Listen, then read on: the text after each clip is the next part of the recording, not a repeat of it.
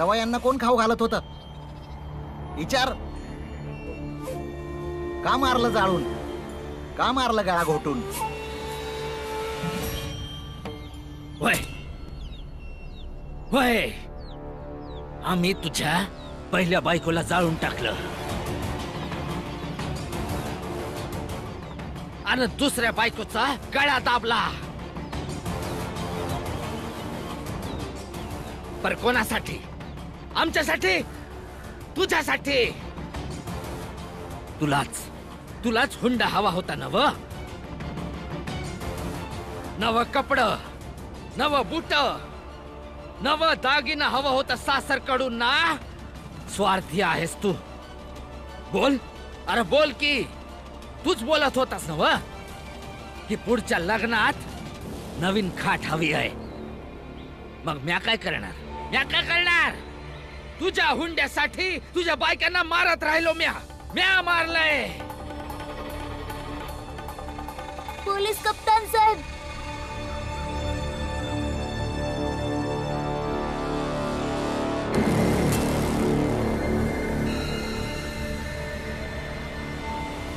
अटक करा यासनी.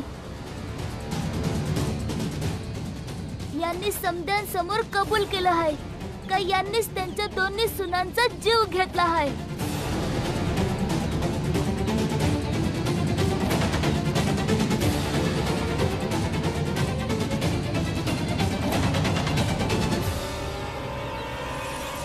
कप्तान साहेब, यो आम्हाला घरातून बाहेर काढतोय. ते रागामंदी आम्ही बरं वाईट काय बोललो तर मग एवढं काय झालं?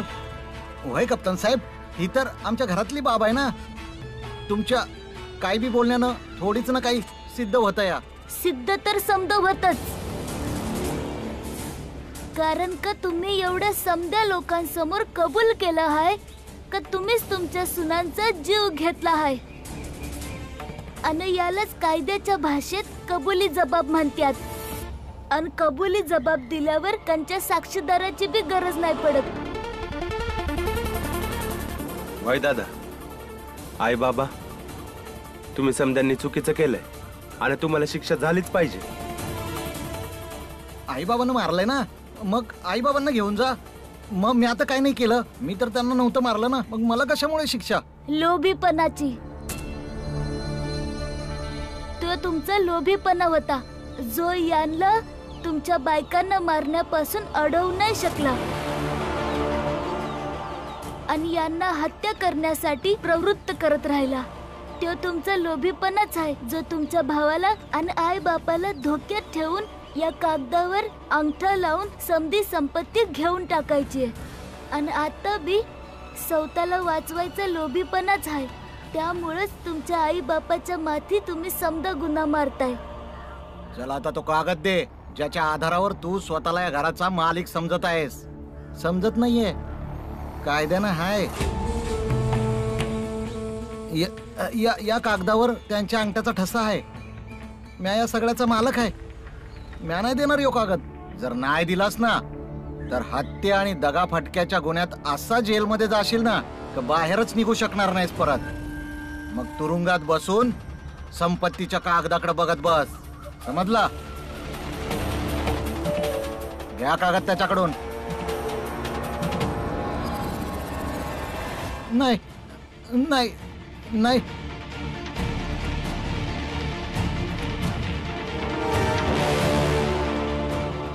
फाडून टाका याला साहेब. एक तर यांनी ह्यो कागद चुकीच्या मार्गाने मिळवला आहे आणि दुसरं, जर ह्यो कागद राहिला तर यांचा लोभीपणा जिता राहील आणि परत हे नवीन गुन्हा करण्याचा प्रयत्न करत राहतील.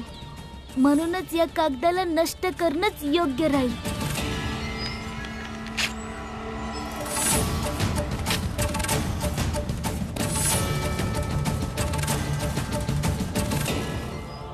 अटक करा यांना.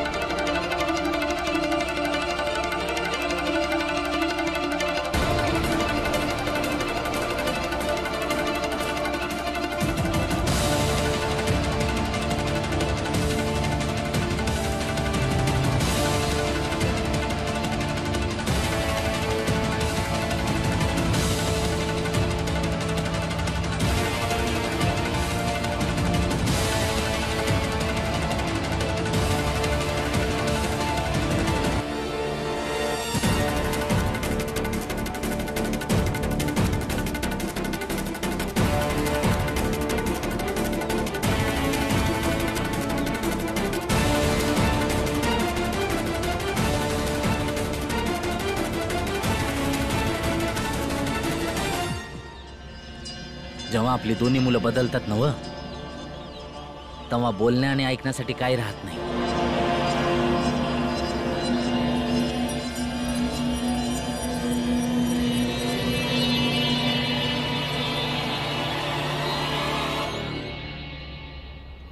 असं पोरग देव कुणाला बी देऊ नये. ज्या आई बापांनी जन्माला घातलं, वाढवलं, व एवढं मोठं केलं, ज्या भावाबरोबर खेळत मोठा झाला, त्यांना जेलमध्ये पाठवलंस.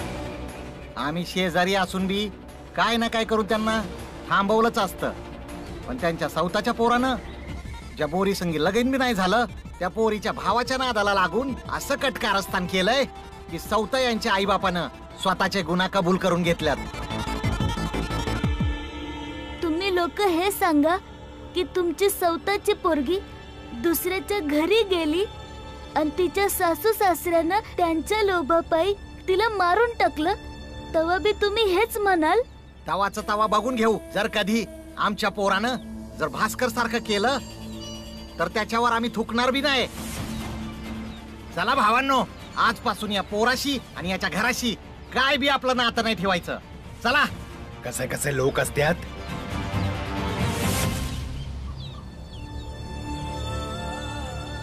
हे समधी लोक खरं बोलतात. मी लय वाईट आहे. मी माझ्या आई बाप भाव समध्यांना तुरुंगात धाडलं. ज्या आई बापानं मला लहानपणापासून वाढवलं घडवलं, ज्या भावानं मला काम करायला शिकवलं, मी त्यांनाच तुरुंगात धाडलं.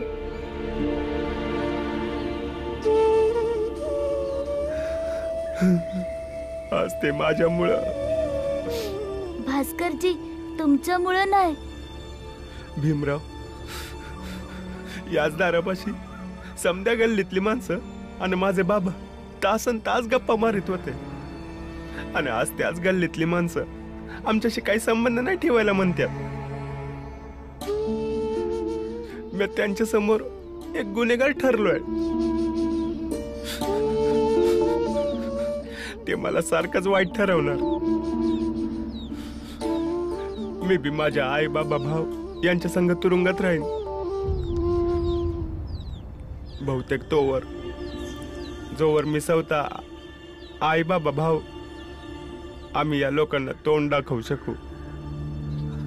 भास्करराव, न्यायाची किंमत असती आणि न्याय कंच्या बी किमतीत मिळो, ती किंमत स्वस्तच असती.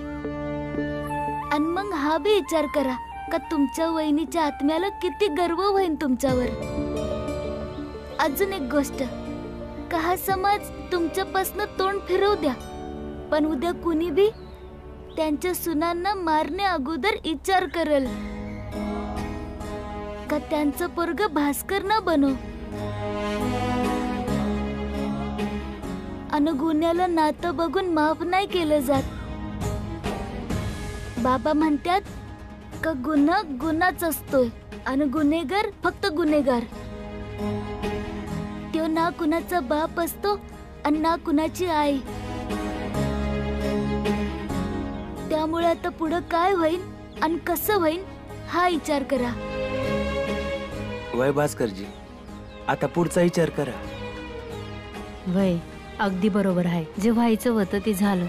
आपल्याला हे समज विसरून पुढे जाया पाहिजे. थोडी हिंमत ठेवा भास्करजी. आणि वय भले तुमच्या संग इथलं कुणी राहो वा ना राहो, पर आम्ही तुमच्या संग कायमच असू.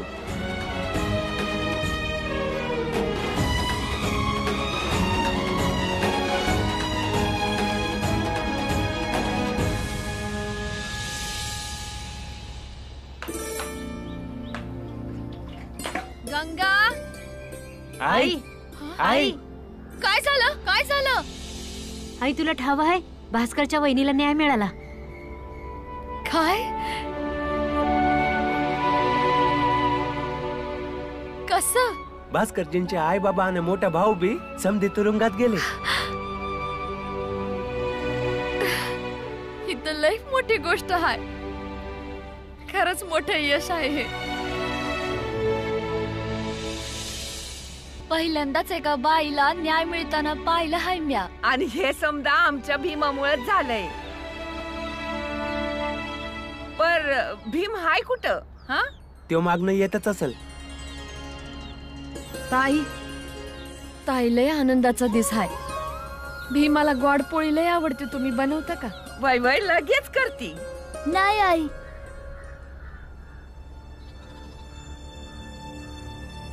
म्या लय दुखी आहे.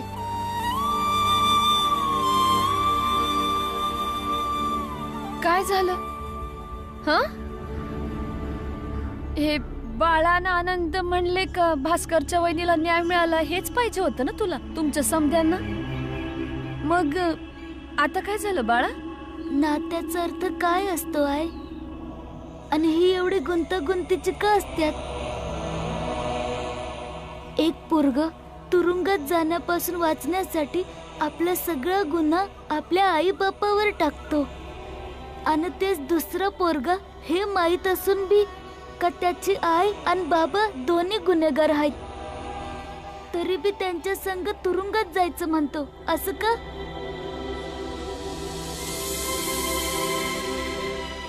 भास्करराव शिक्षा बी द्यायची म्हणत होते आणि नंतर रडत बी होते. असं का?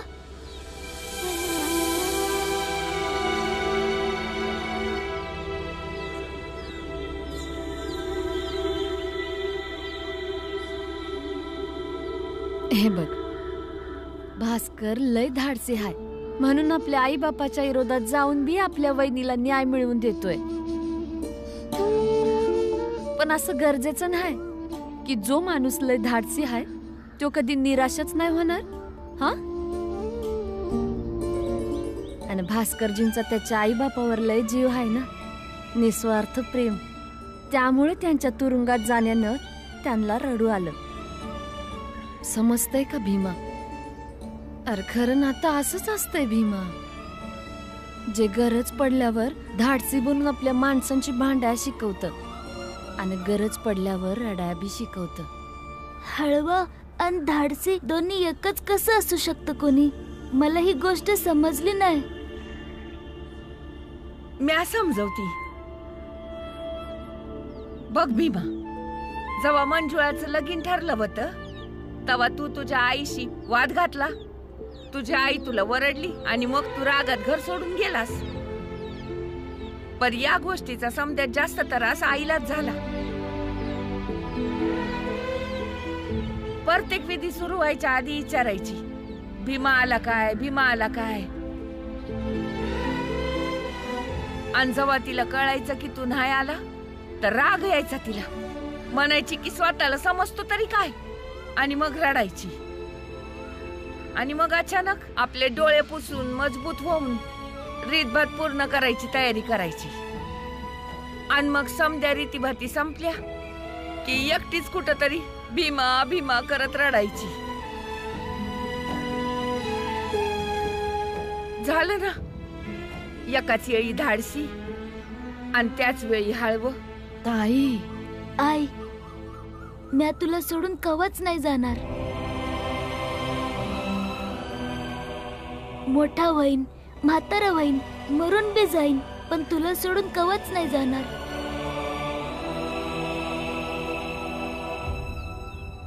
होय, म्हणजे तू म्हातारा होणार आणि मी आणि तुझं बाबा म्हातारे नाही होणार काय रे? आम्ही नाही मरणार का? नाही आई, मला तुमच्या संग आयुष्यभर राहायचंय. हाऊस नाही मला मरायची आणि मरण्याच्या गोष्टी करायची, पण आता त्रास हद्दीच्या बाहेर होतोय, मला सहन होईना. हो, सांग ना आई, राहशील ना? राहीन. मी किती बी समजावलं तरी मला ठाव आहे जास्त दिवस जिद्दी नाही राहू शकणार.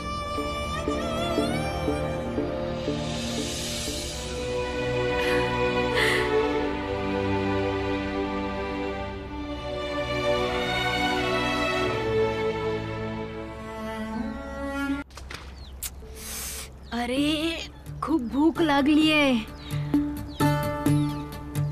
आणि हा भीम म्हणाला होता की जेवणाच्या वेळेवर जेवण घेऊन येत जाईल म्हणून. अजून नाही आला आणि मी जेवलो नाहीये तर वेगळंच कसं तरी होतंय.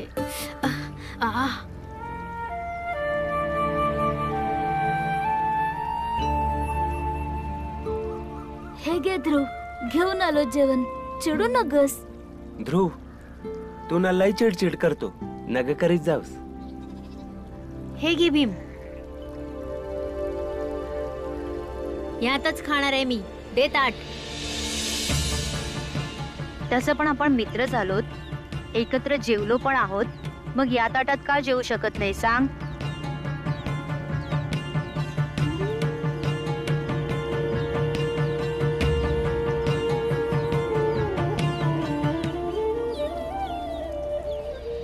बरं बाळदादा, जोपर्यंत मी जेवतोय तोपर्यंत तू विचार कर की बाजावाल्यांना काय सांगणार आहेस ते. जेणेकरून ते मला कामावर ठेवून घेतील. कारण किती दिवस तुम्ही मला असं फुकटचं जेवण देणार आहात? मग ठीक आहे ना बाळादादा, मी आता जेवण झाल्यावर सरळ तिकडेच निघून जाईन.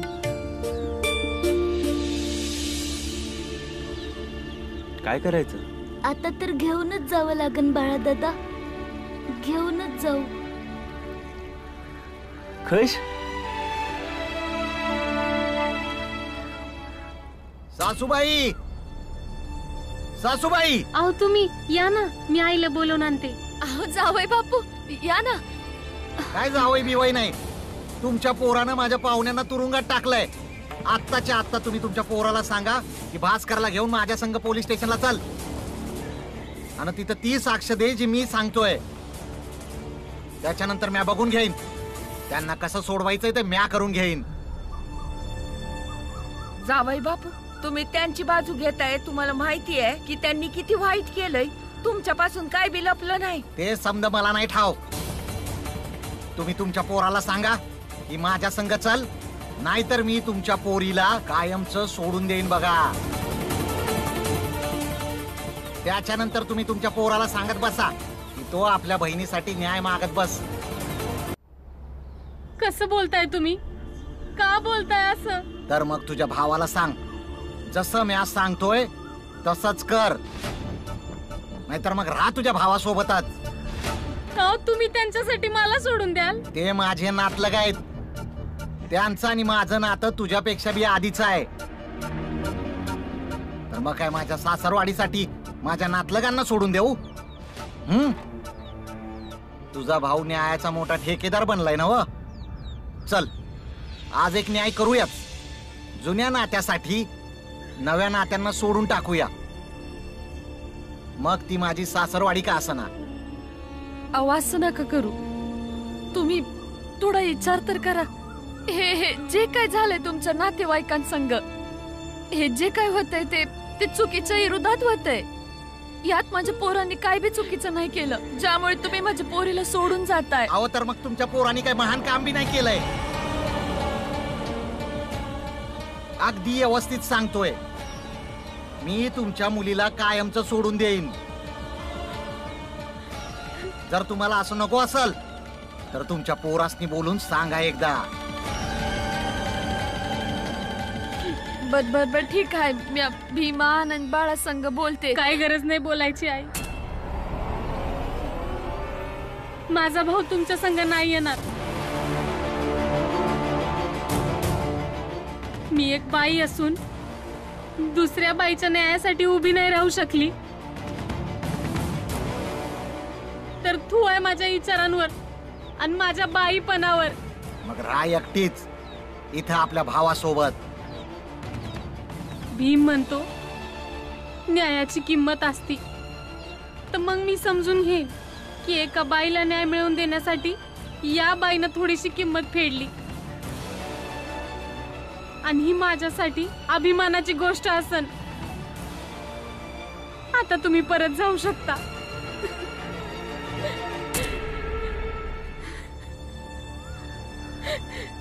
ताईचं बोलणं आलं का ध्यानात? आता तुम्ही ठरवा का तुम्हाला काय करायचंय. आपल्या चुकीच्या नातेवाईकासाठी आपल्या बायकोला सोडायचं आहे का चुकीच्याला चुकीचं समजून आपल्या बरोबर बायकोला घरी घेऊन जायचं आहे.